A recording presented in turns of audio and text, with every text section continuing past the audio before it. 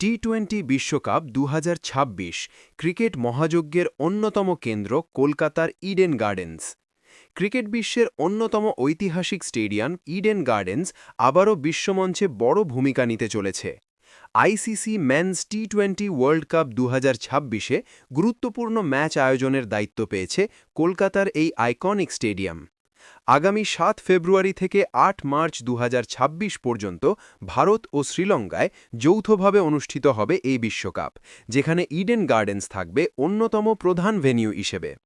প্রায় ৬৬,০০০ দর্শক ধারণ ক্ষমতা সম্পন্ন ইডেন গার্ডেন্স বরাবরই বড় ম্যাচের জন্য পরিচিত।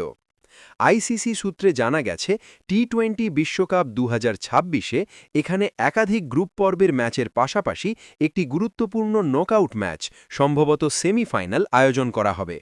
ফলে বিশ্বকাপের উত্তাপ যে কলকাতায় আলাদা মাত্রা পাবে তা বলাই বাহুল্য। বিশ্বকাপের প্রস্তুতি হিসেবে ইতিমধ্যেই ইডেন গার্ডেন্সে পরিকাঠামোগত উন্নয়নের কাজ শুরু হয়েছে। পিচ ও আউটফিল্ড আরও উন্নত করার পাশাপাশি ফ্লাডলাইট, ড্রেসিং রুম এবং মিডিয়া সুবিধা আধুনিক করা হচ্ছে। দর্শকদের জন্য বাড়ানো হচ্ছে নিরাপত্তা ব্যবস্থা ও ডিজিটাল এন্ট্রি সুবিধা। সব মিলিয়ে বিশ্বমানের একটি অভিজ্ঞতা দিতে বদ্ধপরিকর ক্রিকেট অ্যাসোসিয়েশন অফ বেঙ্গল। টি-20